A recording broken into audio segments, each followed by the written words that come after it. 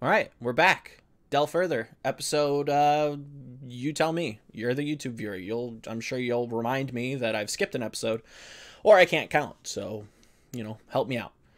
I'm here with somebody who's been in the Overwatch scene for a very long time. You've probably know him from his time in the Overwatch League with Dallas Fuel. Coach Peak. How you doing, Peak? I'm good. I'm good. Just been grinding out content. Yeah, you've really Thing. been hitting the pavement hard with a lot of very informative videos. So I suggest all the viewers out there, all two of you, to go check out his videos. Two is better than one. We can combine forces and really try to help people. I guess I don't know. Yeah, it's not only helping me directly through YouTube either. It's teaching me while I make it new things. Yeah, I mean first kind of philosophy of coaching is everything's kind of a learning process. There's nothing empty in the world. It's not nihilistic in a sense. But one of the kind of first things I wanted to talk about that kind of popped up very recently is there was this thread on Twitter that was kind of talking about one of the Contenders teams, Skyfoxes, for instance. There's other examples of this, but we'll get into them. And how their coaching staff is a little bit large. They have multiple, assistant coaches and head coaches and analysts and this, that, the other thing. I think they have around 6 staff members in total, just for that, kind of team in a sense. And we've seen this become an issue, or at least that was the narrative that was drawn up. As the issue for the Seoul Dynasty as well. There's too many cooks in the kitchen. They're muddling up the message to the players, or at least that's what kind of was given to us from people closer to the teams. Is that something that kind of worries you going into as a former coach and as a consistent this is something that you're super interested in doing? Is that something that kind of worries you about some teams? Is that there can be too many people leading them in a sense?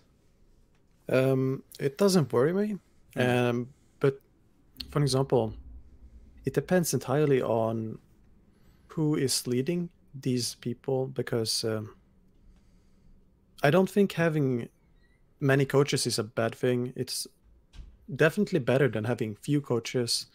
And for example, looking at Skyfoxes, who have 6 coaches, if you have a system where not only system but also a hierarchy and structure within the coaching staff, and also a coaching culture that is benefiting everyone, and also splitting tasks efficiently, it shouldn't be equally, because it's not about who is happy with the workload split among everyone equally. It should be efficiently. And if you can't, for example, if you are a coach and you're trying to build a coaching staff, and you have no idea what you're doing, just gathering people in the same way old school teams were built by players, for example, players just grabbing players and going with trial and error.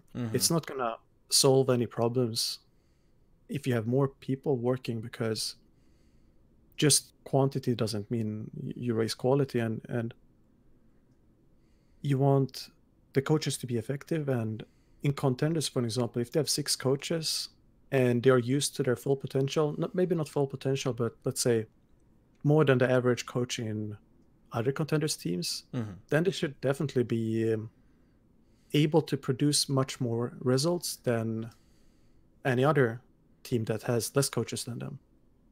And for example, I don't think Skyfoxes are getting paid for coaching, or the coaches in Skyfoxes. So Right. maybe they have a ton of coaches, but also split, have different shifts for them, if that makes sense. And maybe they have some core staff that works directly with the players, and then have some background staff that gives resources for the staff in the front. Maybe. Gotcha. Who knows?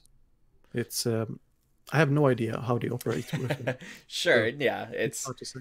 It's definitely difficult to say when you have such a massive staff. They've got like a Korean contact, they've got multiple analysts. Like, we can't know exactly how they work.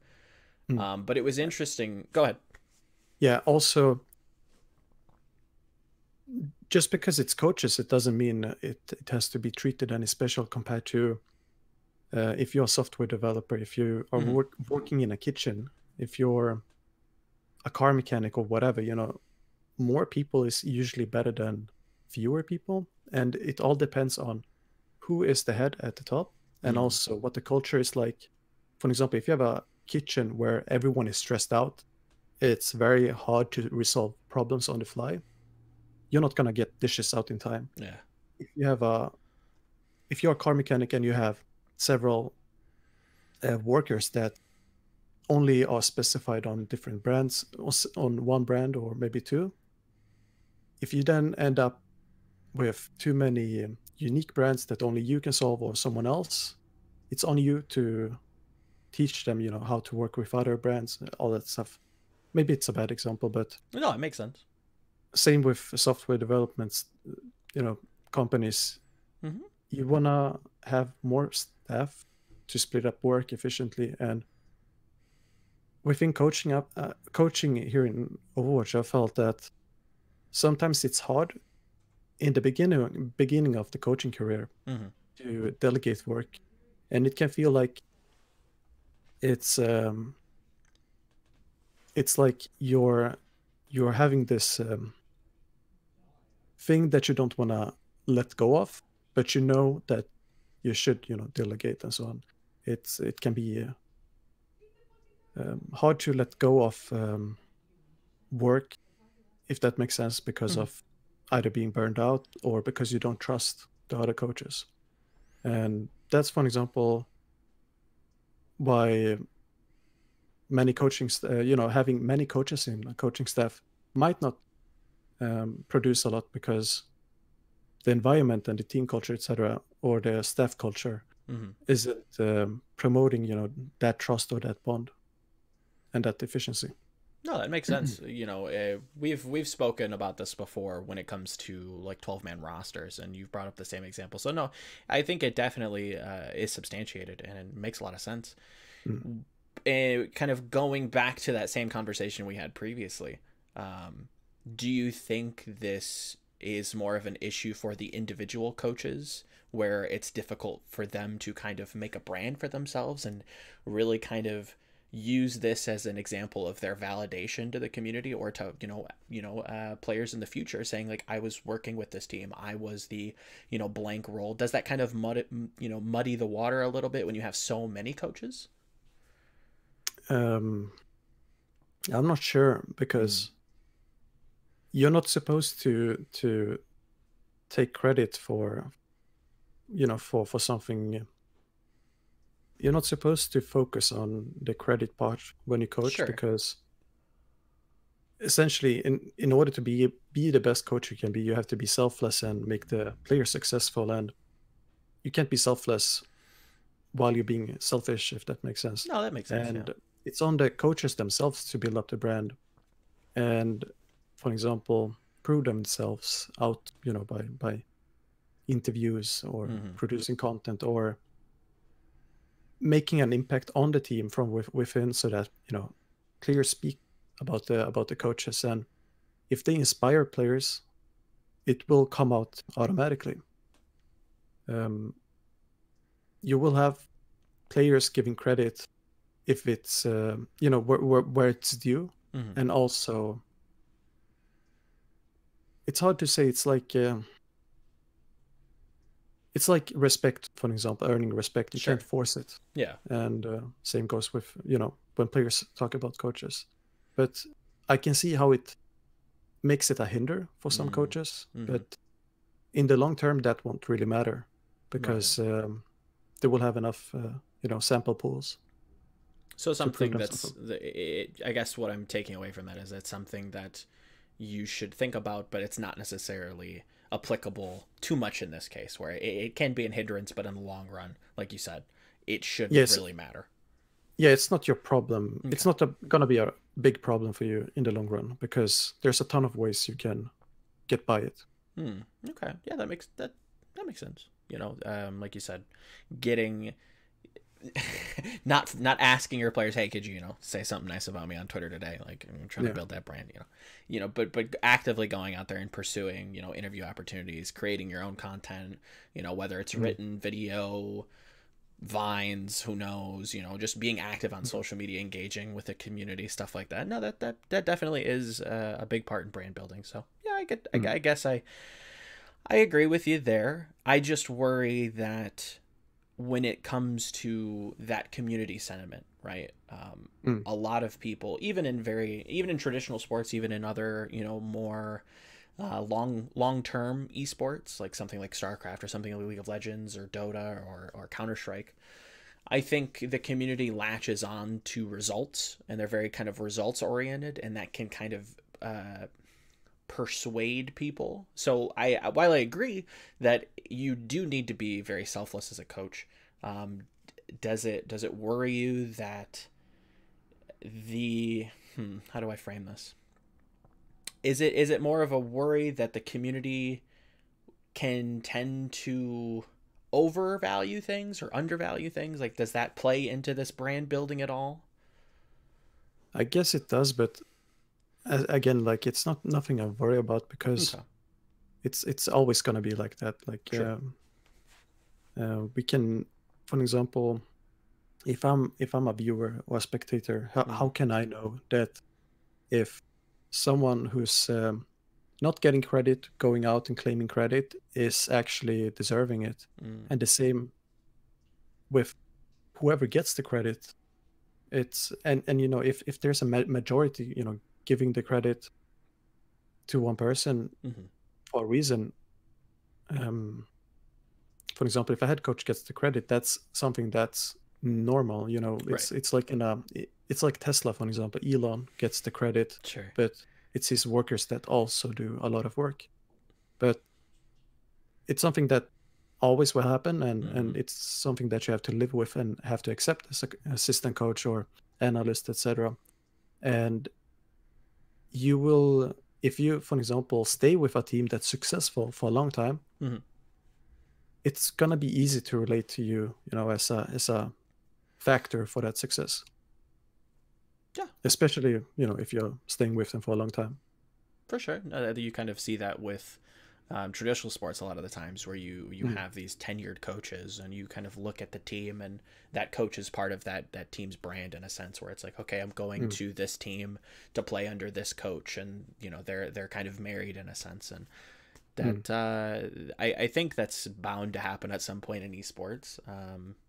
We started to see it in games like, and games a little bit more closely related to like CSGO and League of Legends, where it's sad to see when like a tenured coach leaves, an org that he's always worked with, or you see a coach come in and start to kind of build that development cycle with that team, and it's kind of this family almost, where you kind of are attached to them, and the organization can build off of that. But when it comes to the players itself, one thing, and we've talked about this previously, is how to be accepted by players. And I still think, and maybe you'll disagree with me, so kind of hear me out. I still think in Overwatch specifically, and the competitive side of things, we still are in this very kind of young state, where we still have a lot of players that are, I wouldn't say resistant to coaching, but are very on guard when it comes to new people coming in and telling them, hey, what you've been doing for the last 2 years is either not good enough or incorrect completely, right? And that's something that I can completely understand and really relate to. If somebody came up to me and I was a professional guitarist and said, hey, you're doing this all wrong. Like, whoa, what do you mean I've been doing this all wrong? I'm selling all these records. Look at all this success I've been having. Who are you to tell me that I'm doing something wrong? Is that worrisome as a coach? Now, to be fair, you've been doing this for quite a while, so I think you've probably have a good take on this. But how would you suggest somebody kind of approach a player if he is this kind of on guard and kind of not combative, because I don't think players generally are too combative. They're just very standoffish when it comes to new opinions being approached to them. So how would you kind of suggest that a coach or a new coach kind of break the ice with these players and kind of really win them over? Yeah, so the first thing is you have to learn how to adapt to others instead of others adapting to you. Right. And that will not automatically, but it will make it easier for you to enter without breaking down their world. But there's something called I'm not sure if this is an actual term, but something called the developmental edge, if that makes sense. Yeah. Where it's, for example, kids, when they learn how to ride a bike or something else, they fail and then they try again, and then they fail less, but they try again and then they fail even less, and maybe get better at something. And you basically break down, build up, break down, build up, break down, and build up. Okay. And you have to learn how to sense that with your intuition, basically, because you can't measure how much have broken down someone's ability to play the game and then rebuild it, basically, the theory or whatever you're trying to improve. And you wanna, it's like if every player has if every player has some form of space within them that you can shine a light into, you as the coach you're the flashlight, basically. And then every player is unique, and by being unique, they have, for example, maybe there's drilled holes in that, in the shell to that space. Sure. But in different locations. And what you have to do then as a coach is basically find these holes and light inside. And that means you can't really approach everyone in the same tone. You can't use the same words, and you can't use the same tempo, pitch, whatever. You basically have to learn how to translate two different players' way of talking, interpreting the game, and so on. So, for example, if you have players that are old school players, they like concrete examples. But if you have newer players, you can go kind of theoretical on them. If you know how I mean, for example, yeah. Something you can approach new players with concepts that either haven't been tested in the game, or again, this applies to a lot of different things. Are you saying they could be a little bit more open to new concepts, whereas like a traditional expert player they're a bit more open to new things, because they haven't locked in their way of looking at the game. And even if a player has a locked in way, you can mold it, but you have to do it in steps and make small changes. That makes sense. And I really liked that analogy with the the box, and you as a coach are the spotlight to kind of shine on the bright areas. And I think that transitions very nicely into something that you've been very vocal about, or at least I've thought you've been very vocal about in some of your content and your interviews and the such. Is that it seems to me, and you can correct me if I'm wrong, that you're maybe under the assumption or the opinion that coaching is a little bit stagnated in the way that it gives its resources to its players. And okay, what do I mean by that? From the content in the interviews that you've produced, it seems like you're a lot more open to the idea of positive reinforcement versus always the negative. You should be doing this better, rather than, hey, we did this really well. What if we could, what if we tweak it? Is that something that, let's first say, is that accurate to your opinion? Yeah, it's accurate. And do you want me to continue? No, yeah, go. Keep going. So I think it's accurate because, so when I started coaching, if you wanted to have impact on players, they would react better, or they would respond better to negative reinforcement, because that is more impactful short-term improvement. For example, someone that doesn't know how to use a diva bomb, Sure. but always sends it straight up and does nothing else. Mm-hmm. If you say don't do that, mix it up a bit, that's gonna be quick help that they can use immediately. And a lot of teams and players wanted quick results, quick fixes, etc., and not as much of the snowball effects from positive reinforcement. For example, if you want to promote a healthy environment, having everyone, deal with tilt. Not you don't want to. Let's use tilt as an example. Sure. It would be common, maybe still is common, to say don't tilt, but a better way to deal with it that will solve tilt long term as well is, instead of making tilting taboo or forbidden, you can say you can deal with tilt if you take, say you need 5 minutes, pause 5 minutes in scrims, and then come back later, take some air, water, whatever. Right.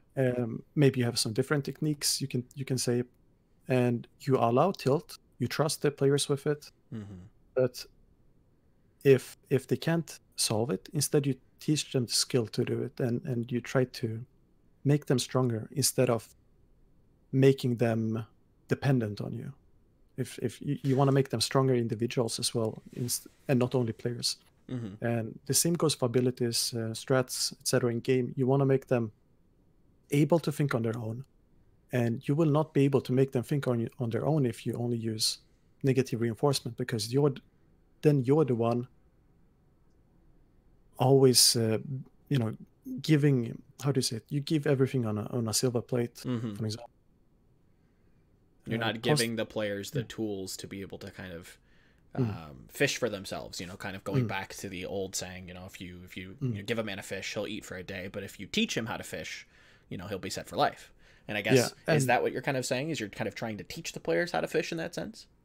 Yeah, but negative reinforcement has its place, but what I'm trying to say that negative reinforcement is not gonna solve problems if you always use it as the way of giving feedback, because soon enough the players will find that they either don't understand why they shouldn't do something, or maybe they can't deal with all the negativity, or it spirals into negative feedback loops that make it acceptable to tilt, make it frustrating, to hear the feedback. Maybe it's hard to deal with the frequent nagging, it ends up being like nagging.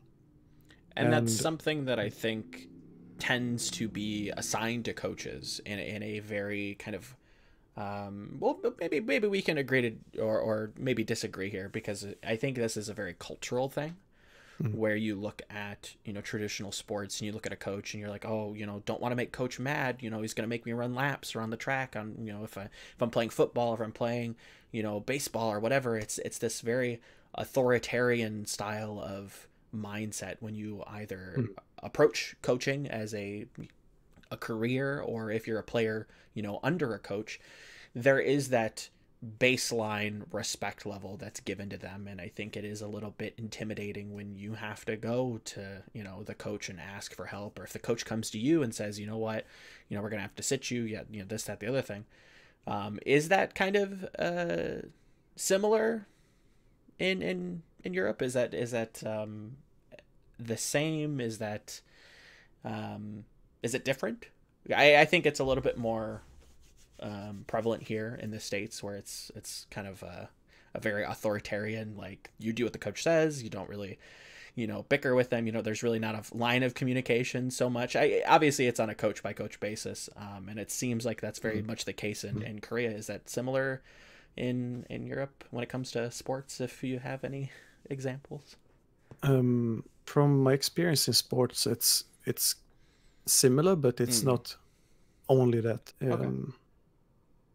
For example, I think it's needed to have that kind of not authority, but you need sometimes to have that role in a team, Sure. even in Overwatch or in sports, because there are going to be times where you have players stepping out of line. And it's the same as if you're in a classroom and you have every classroom has a class clown. And the class clown starts putting tables on fire. Like, Sure. you gotta be more frank with them. If a player in Overwatch starts to skip out on practice, not showing up or sleeping, in scrims or whatever, you got to make some hard decisions and maybe throw them out, out of the team. Right. But before that, of course, you're gonna have to warn them and so on. And you can't warn a player, whether it's in sports or in Overwatch or any other game, if you don't have not traits, not qualities, but if you can't enter a role of your persona that is intimidating to them. I view it as family roles. That I learned it from a coach in Korea, where sometimes you have to be the scary dad that commands something, and sometimes you have to be a caring mother, and you're never in a permanent role. You always shift between different roles, and if you keep that that type of coaching that you mentioned all the time, it's going to be rough on players that haven't developed the personal skills to deal with feedback that comes in such a way. For example, young players in Overwatch, not all of them have had the same life experiences as someone playing in an NFL. No, it makes, that, if you think about who's playing esports or who's, pursuing esports as a career, as a player, whether it's a coach, this, that, the other thing, we're still kind of in this pocket of a generation that are kind of, let's face it, we're kind of, nerds, geeks compared to a lot of our other, the general public, let's say. So we're a little bit more interested in, computers, tech, gaming, that kind of stuff. So we're not predisposed to these, whether it be, traditional sports or any kind of like very structured, team-oriented environment. So you are going to get those people coming in that, like you said, I've never worked under a system with a coach and an analyst and having to really listen to people. I've always done it by myself.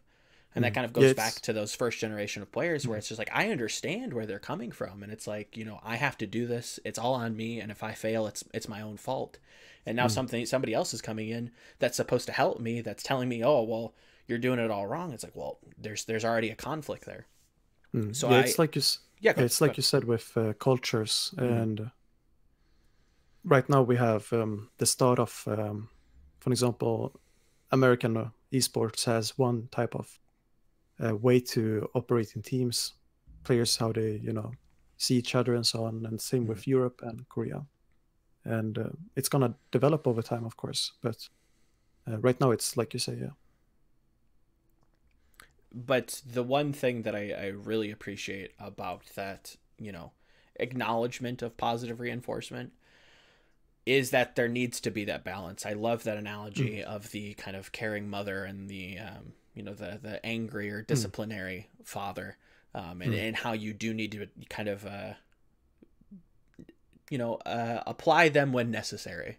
You don't have to be balanced all the time, because there are times where you're going to need, be more aggressive, and there's going to be times where you need to be a little bit more doting, build them up a little bit. And I think that applies to so many different aspects of life, so many different aspects of how to teach, so many different aspects of how to kind of manage teams and manage, player excitement.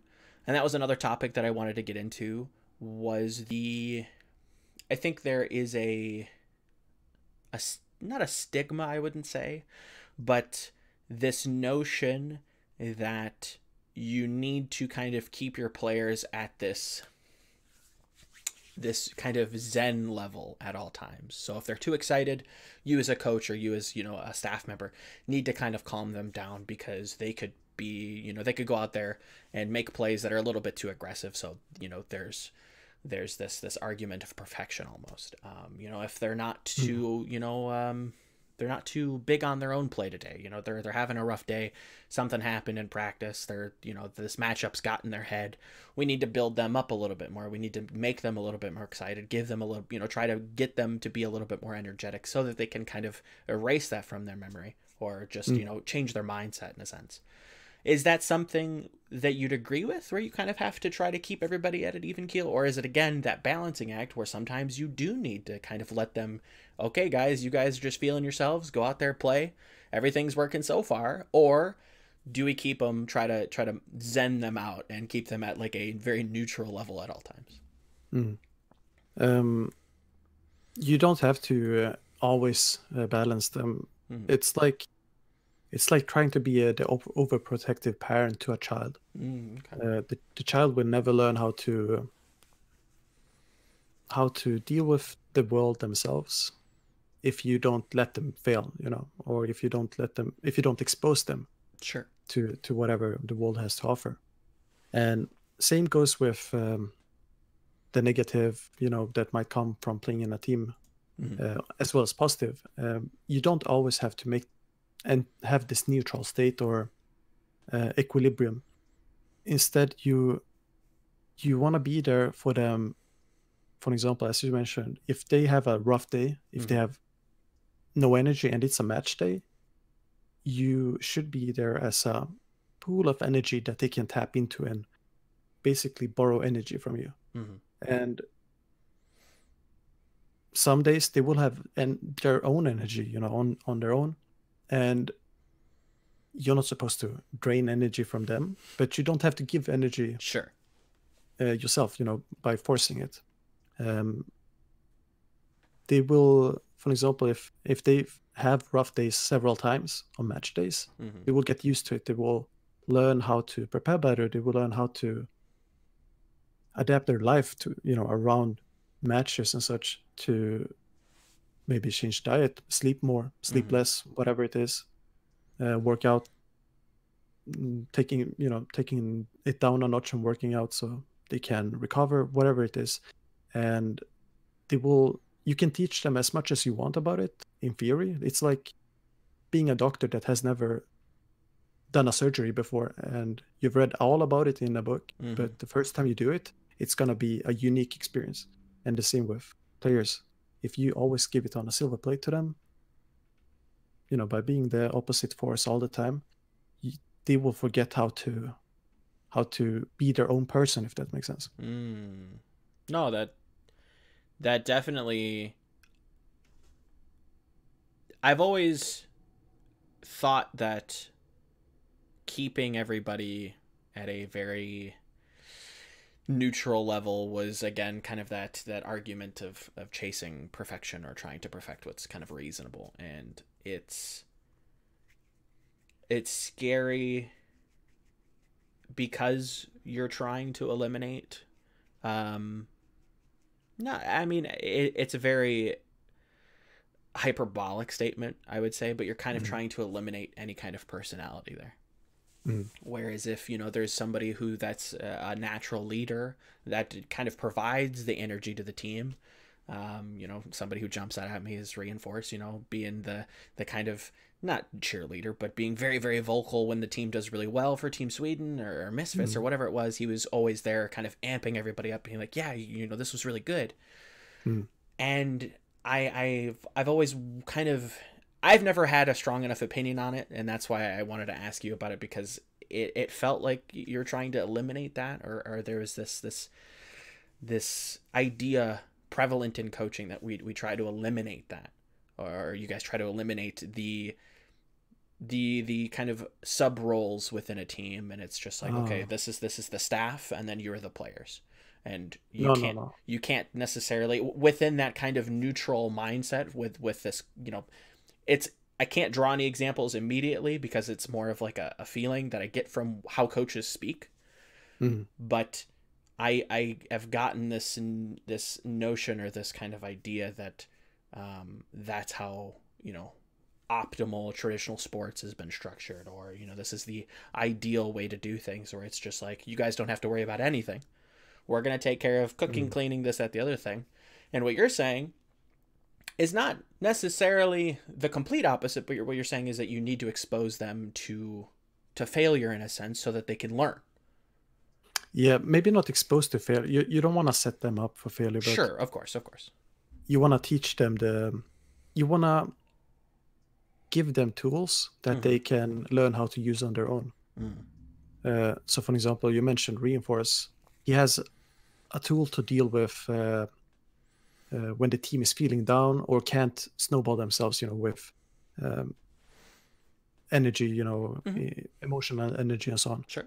And you don't want to shut him down. Instead, you wanna empower him and make it easier for him to do something that he's good at. For example, keeping the morale up.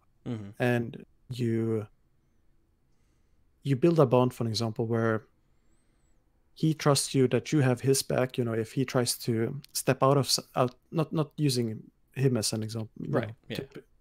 This is just an arbitrary example. Sure. So if you take a player that steps outside of their comfort zone, and maybe they try to crack a joke, when it's the worst timing ever, you can be a person that reacts, in a good way to them, and instead of saying, yeah, don't do that right now, because then it shuts them down, and maybe you'll never see that person trying to crack a joke again. For example, I mentioned before, young players and such. Sure. Maybe you haven't had the interactions in life, experiences, university experiences, for example, college football, etc., where you fail in school, maybe you fail in tests, or anything else. You get rejected from job interviews when you're older.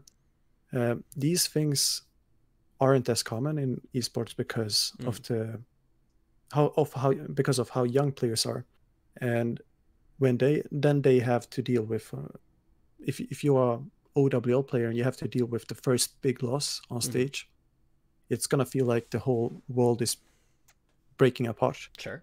And if you're playing in NFL and you lose a big game, you're gonna be able to recover yourself without having to rely on someone else fixing you, if you understand how I mean. No, 100%. Yeah, you're not supposed to be the fixer when you coach. You instead try to improve the players in every aspect of their play, and some of that play is included in life as well. No, that makes sense. It's that's another thing that's kind of echoed, and I think it's used a lot, and I think the communities and where it is used can be a little bit snappy when people say, oh, we want to try and build better people. It's like, well, are we here to build better people, or are we here to build better players? And I think in a sense it is kind of conjoined, where it's like, we need to give these players tools to kind of problem solve on their own, and when they can't, we have to be, or the coaches or the support staff, analysts, whatever, that's when you guys come in and, again, not fix, but help them think through those problems and set them up for success with game plans, schedules, this, the other thing, to kind of help them in that sense. Yeah, game plans, for example.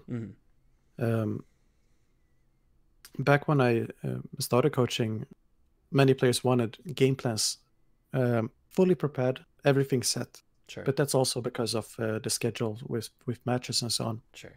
And a lot of players forgot how to think on their own, on the fly, for example, and making up plays, that Reddit otherwise would call 900 IQ plays, which is anyone that's a pro player can do these plays. And that's, for example, a tool a tool as well. I'm not sure how to phrase this, but you wanna, if you don't give up, on providing game plans and such for players, of course, but you maybe don't give them all the details. You leave some space for them to work with themselves.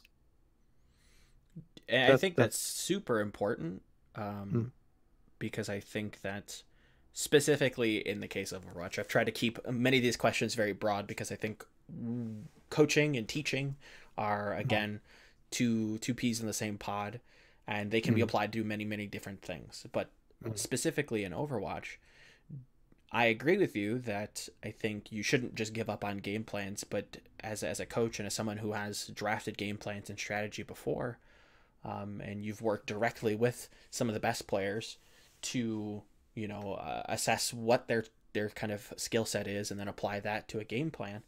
But you also have this very strange case in Overwatch where you have, this increasingly expanding problem that is, I don't know how you guys solve this problem, right? If you look at a game like a system and you try to approach it the best way you can, and this system has so many different variables, so you've got 4 different game modes. Who knows if they're going to add capture the flag or elimination in the future? God, I don't know why, but who knows? They might. Could be interesting. And in each of those game modes, you have attack and defense, you have where the payload is positioned, you have different points on those maps, you have, 29 different characters that you can switch between at all times. I feel like this game has so many different variables that, in a sense, it's nearly impossible to be able to prepare for every outcome. Where the card is positioned versus what composition on attack or defense. Like, that's already, 45 different, outcomes that you could come up with, versus how many different meta compositions there are. Like, I can't agree with you more that it's really down to the players to be able to identify what the issue is and then kind of come up with a solution on the fly, because you couldn't have, I don't think anybody has enough money in the world to come up with, coaches. This is, an AI solution maybe, where you can have this problem try to be solved and addressed in multiple different ways. So I guess maybe the question is, what's your take on that, on this game with, infinite variables? Not infinite, but you get the idea. And how do you really approach it? Is it really just trying to give the players the best tools that you have to offer? Or do you still kind of have to draft game plans? Is it, is it a balancing act? What do you kind of think about that? So I still draft game plans and such, but okay. So the first thing, it depends on the deadline. So if I have season 1 OWL schedule where I have matches every week, I'm not going to be able to go super in depth, and the players won't be able to practice whatever I go in depth with if I go too far, because there's simply not enough times in a day, and how muscle, memory and so on works. Sure. So let's start with the interactions between heroes and such. You mentioned that there's like, did you say 45? There's 29 heroes. There's 4 different game modes. Like, there's just so many variables. Oh yeah. So you have 6 heroes on each team. 2 teams face each other.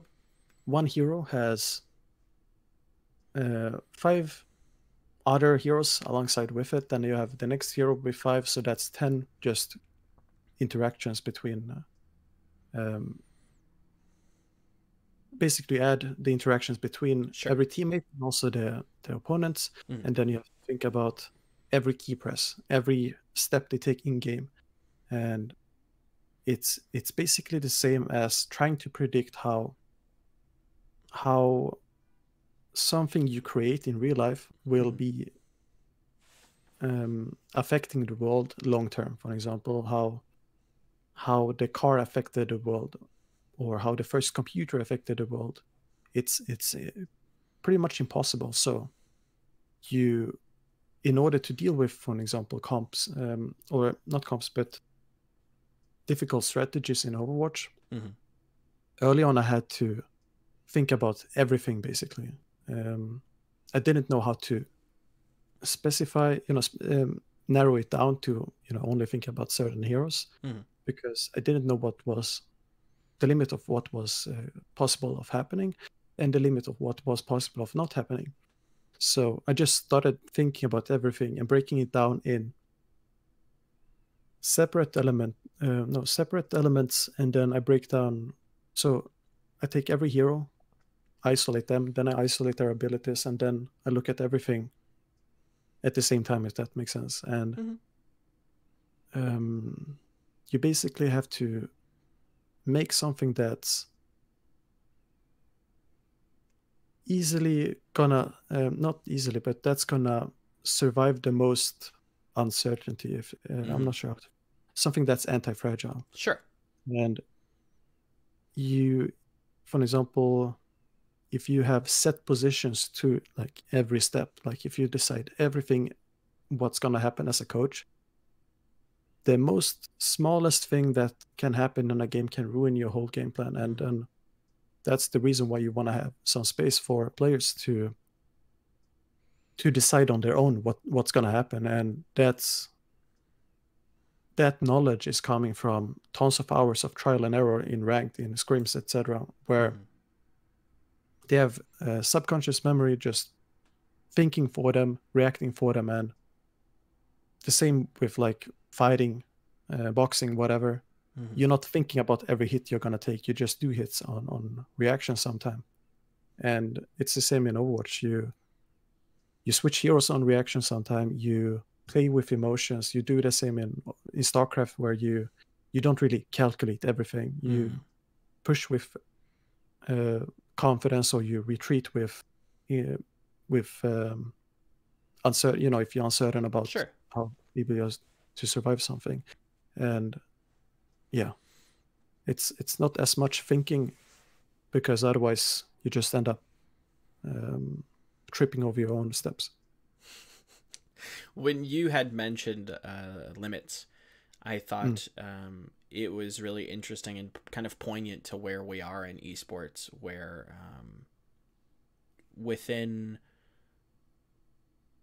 from my understanding, within League of Legends, within a few other games, there has been this kind of slight renaissance in a way, and I think we're kind of seeing a small case study of that within the World Cup as well, where we're seeing teams realize that chasing after someone and kind of mimicry almost, where we're trying to copy them, and we identify them as the best region or the best team, and we're trying to adapt that playstyle onto these players who don't necessarily always fit the bill when it comes to playing that style, isn't really optimal for a number of reasons. Whether it's I don't have the skill sets to be able to play that. It's kind of like a recipe almost, or at least that's how I kind of envision it.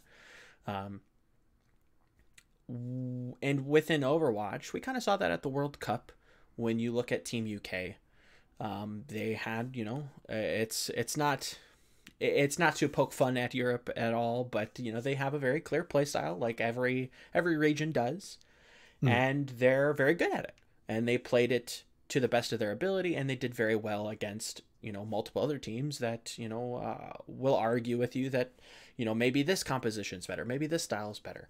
They did very well against the Team USA. They did took Korea to 5 games.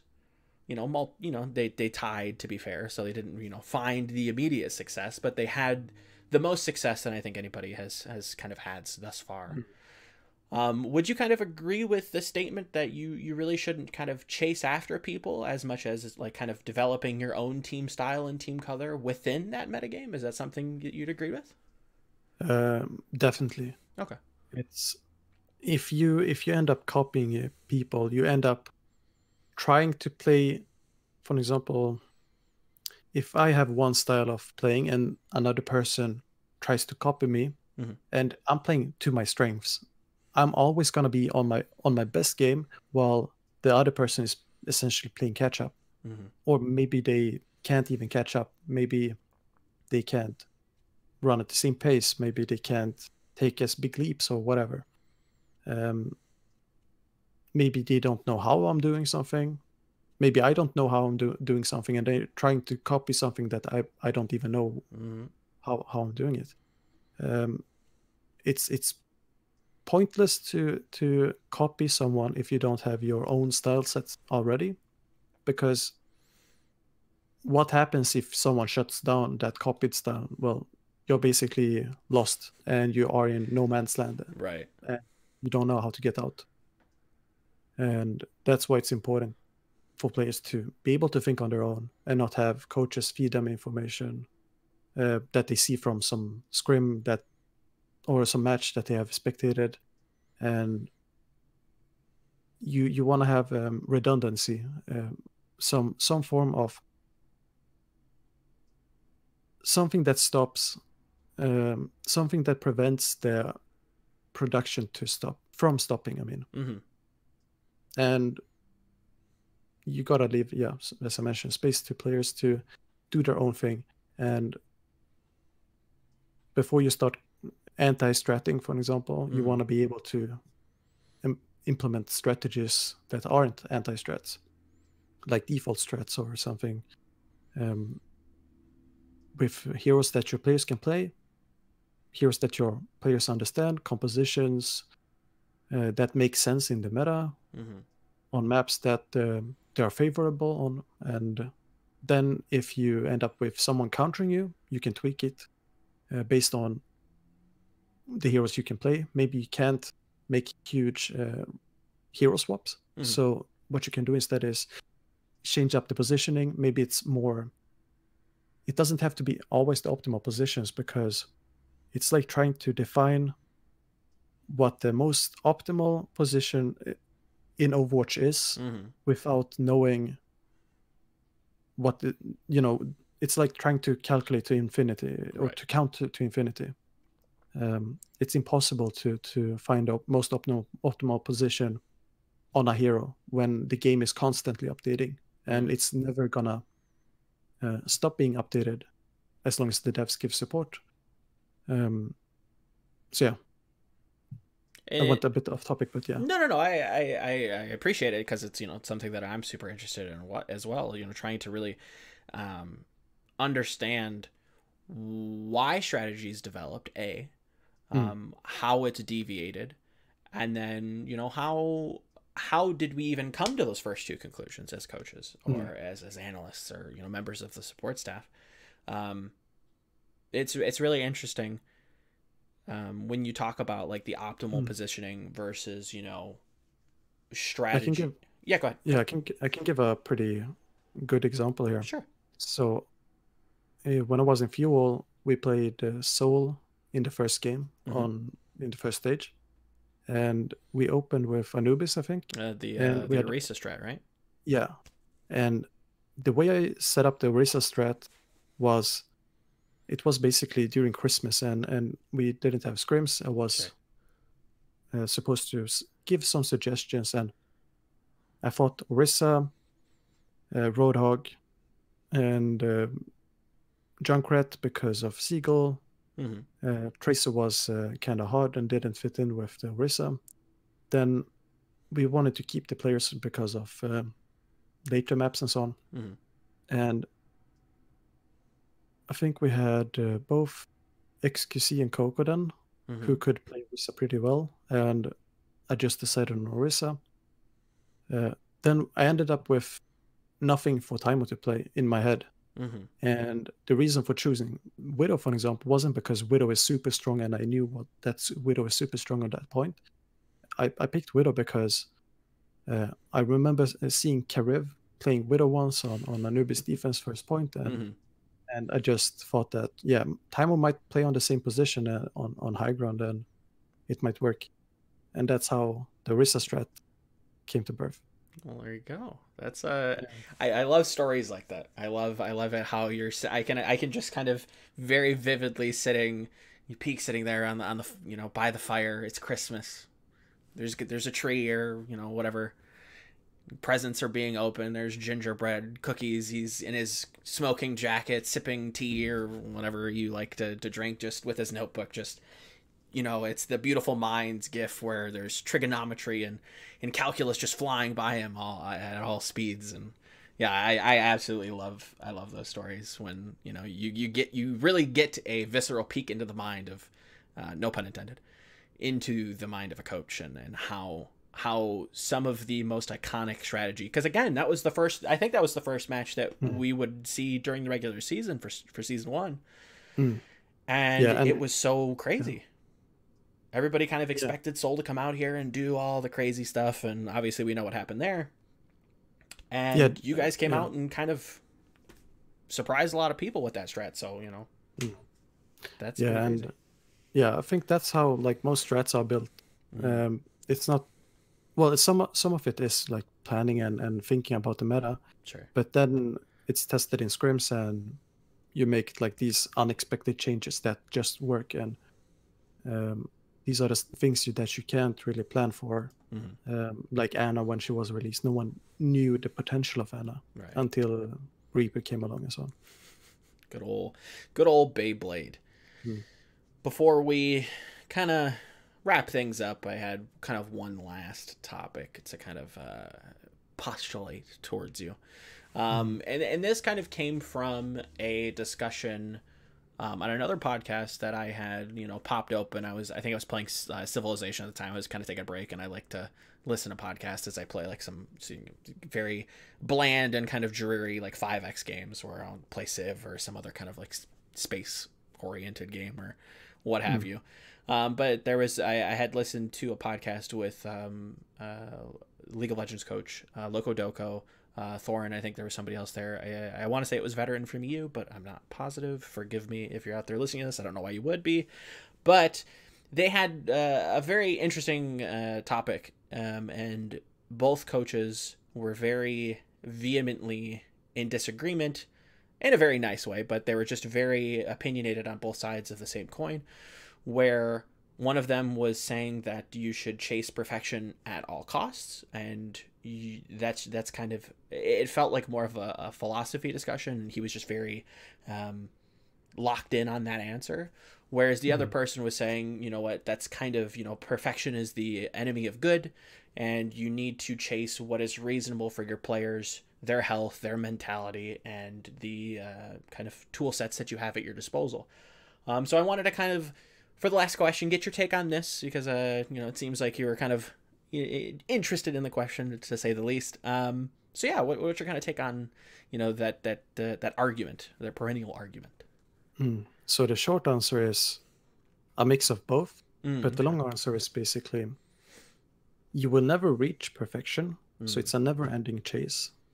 And if you chase something that's infinitely far away, for example, competing with yourself, if you don't have reasonable goals that you can achieve on a regular basis, it's going to become boring. And it can become boring in the sense that you simply don't see any progress. You can become angry with yourself. You can become tired of doing whatever you're doing. You can become distracted by something that's more fun, more rewarding.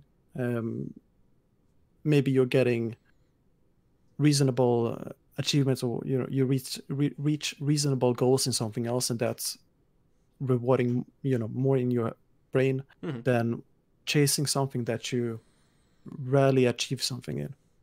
And in order to be able to you know, chase the optimal perfection, even though you will never reach it, you need these small goals, the short-term goals that you can achieve. Otherwise, you automatically will, at some point, drop the chase for perfection. For example, you want to be able to chase perfection for 10 years without burning out, without becoming tired of it, without becoming bored of it. And you won't be able to do that without splitting it up in digestible chunks. If that's a good enough analysis. No, that definitely answers the question. That's how I see it, at least. No, I would agree. I'm just trying to think of some of the counterpoints, because I think I think Veteran held the idea that, you know, perfection is or leaning on the side of chasing perfection is more ideal. I wouldn't say optimal, because I do think that there is, you know, an argument for both. But I want to say that he was. I totally see what they mean. Yeah, of course. I guess same. I haven't seen heard the podcast, but Sure. I can guess, and you can tell me if it's correct or not. Fair. So, the person that argues against optimal perfection is saying that it's gonna cause frustration or resentment or toxicity, whatever form that might take. Bits and pieces. Because they can't reach something like that, and they will never reach it, and it's gonna end up crushing their dreams. And the other person that says is against what's reasonable, etc., is that it's too small. You're aiming too far low, and you will never become this big bang, basically. Right. That pushes the boundaries. That's pretty spot on. The only thing I would add to the kind of perfection argument is that he had this interesting idea or kind of concept that this team in theory would be outpaced, or the opposite team would be outpaced because of the constant drive to just I think they both fell under the agreement that nothing is ever good enough. There's always, you know, there's never anything that's perfect. There's always things that can be improved, but just the way to attain that goal, or to the way that both of these people arrived at that mindset was just different. They came to the same conclusion, just different in different ways. But yeah, no, that's go ahead. Yeah, basically what I try to link then is the toxicity or frustration, or etc., that the person that argued against optimal perfection might have felt if they explore the thought in their head, is because that's a normal thing when you don't build up goals, or when you build up too far away goals that you simply can't reach. Sure. And let's say that you fail something really, really badly, and you might get cut from a team. That's basically gonna feel like you're being decapitated, and it's really hard to get back on track if you aren't aware of that feeling and how to deal with it, etc. Most people face it the first time they step outside in the job world, and they lose their first job, or maybe they start their first company or whatever, their first project, and they fail it, and then it feels like they put all this effort into making it as perfect as possible, but it was just too big of a goal that they didn't break down, and then they expected such a big return, and that never came in. Because that expectation wasn't met, then automatically it's like they have the opposite feeling. And the same you with immediately kind of, it's like a knee-jerk reaction to this negative force that's acting on you. That's like, I don't like this. I'm going back in my comfort box. Get me out of here. I don't like any of this. Like, take me away. So I can definitely align with that. And yeah, that makes a lot of sense when you look at how coaches, interact with players, and, again, how strategy is developed. And, it could explain why people are kept around longer on teams, or even in the support staff, where it's like, well, I don't like this person, I think they're bad. Well, it's like, well, we don't really know how they work in this grand scheme of things. We can only see, really only one, the surface level of things. We only get to see one avenue, and it's just their play. We don't get to really listen to their communication. We don't get to really listen to them when they interact with coaches, and what they do with these teams. So it's, I guess the closest is players reflect whatever the coaches believe in and accept within the team. So if you have a team that always messes up ult combos, well, then the coaches obviously accept it as well. Otherwise, they would fix it. It's kind of like a prioritization argument. Well, it's like, well, if a team has a very glaring flaw, then The only person you can really hold accountable. Obviously, everybody has a little bit of accountability there. Yeah. But it's the manager kind of paradox where it's like, you know, if the foundation is messed up, then everything's going to be messed up. Yeah, and obviously you have to factor in that maybe the team isn't aware of whatever Sure. is going wrong, or they can't solve it, or something is in the way. Mm-hmm. But everything is tied together. It's like a non-zero game, so everything goes around, Mm-hmm. and there's never something of excess. Everything is in a loop, not in a loop, but in a balance, so to say. It's kind of been I don't know, maybe a theme of the episode is balancing and trying to apply the opposite force when it's needed, and, you know, letting people run free when it's applicable as well. But I know that you've been giving a lot of your thoughts and putting a lot of content out there. So to kind of wrap up, I want to kind of give the floor to you. You know, my soapbox is not huge, but you're more than welcome to let people know where they can find you. You know, what's coming up next for you. You know, if there's any cool things that you've got planned that are coming out that you want to kind of tease a little bit. You know, the floor is yours. So yeah, I've been trying to make educational content for players, coaches, teams about coaching, about playing, mostly coaching though. I've written articles on Medium, so it's Medium, and then / whatever it is, goes to peak. Same as my Twitter, goes to peak. I always post my content there. Then I have some on YouTube, so it's youtube.com/peak coaching, and then on Twitch as well at goes to peak. So I always try and help others. I really enjoy learning and teaching, and I believe I'm good at, you know, giving ideas to others so that they can benefit from them, and that's basically my goal, trying to make the scene better and give back from the scene that I learned. I didn't learn from others. I learned from others, but I didn't have someone that taught me. Sure. So I just simply want to make it easier for others to get into coaching or playing.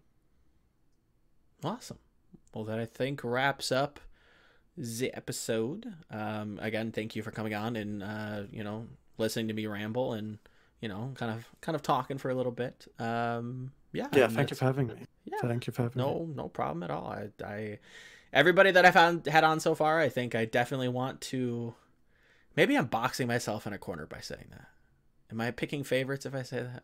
I don't know. We'll probably have you back though. That's you're over analyzing Twitch chat or end up, you know, YouTube comments. So again, thank you for watching. Delve further, like and subscribe if you like that content, and definitely follow Peak. He definitely puts out a ton of amazing content. If you want to get into coaching A, or B, you're a player who's kind of lost is a little bit more aggressive, but if you're looking for a way to better yourself, Peak provides that kind of service to you for free. You don't even have to pay anything. Get out there, learn get your learn on. But yeah, that's Delve Further episode. I don't know, you'll tell me, and thanks for watching.